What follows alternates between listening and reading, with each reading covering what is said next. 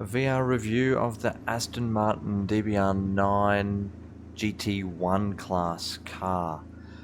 First impressions are it's cramped. It's cramped. I'm trying to move my head more slowly for this review. It has these cross beams at the top. It's got stuff around my head and a huge array of switches and stuff. They look gorgeous. Like, the inside of this is really well modeled. If we look down there, the battery, there's a lot of detail in here. However, this steering wheel juts out too far. There's nothing important on that display apart from the shift lights down there. The steering wheel is slightly off-centered from the shift lights, which has weirded me out trying to get myself set up. The ceiling is some sort of reflective heat shielding stuff, super distracting, quite annoying. But the main thing really is this driving position is so far back from the front of the car. I would normally like to get higher so I can see some of the bonnet, but I can barely make out any green on that bonnet. And if I go too high, I can't see the shift lights. I'll just give it a rev. So down there is, I guess, what I want, next to the 1.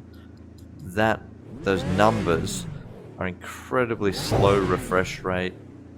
Probably matches the real car, but if I get off the accelerator, it takes a second or two to get down to idle speed.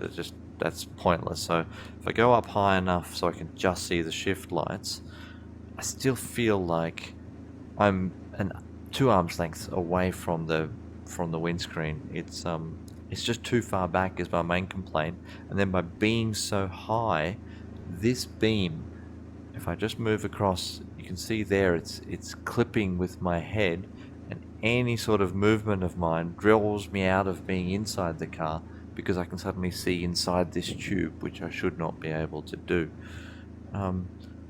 Nothing on the steering wheel, just some labeled buttons. Look, the carbon fiber and everything's quite nice, but I don't think I can get over the distance I'm away from the front of the car. Let's drive it a little bit. I haven't driven this car really yet at all, so I got no feel for it. This will be very gingerly.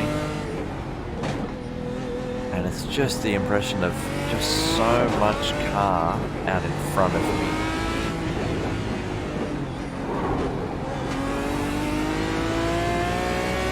The shift lights, I'm having to spy through my wheel. Like, I'm happy that they're quite low. I can see them through the wheel still. I wonder what that other indicator is. No, it's not lock up. Yeah, I'm not sure. So if I get down a little bit lower, it just further accentuates the distance I am away. Just checking my head position. I am right where the model says I should be.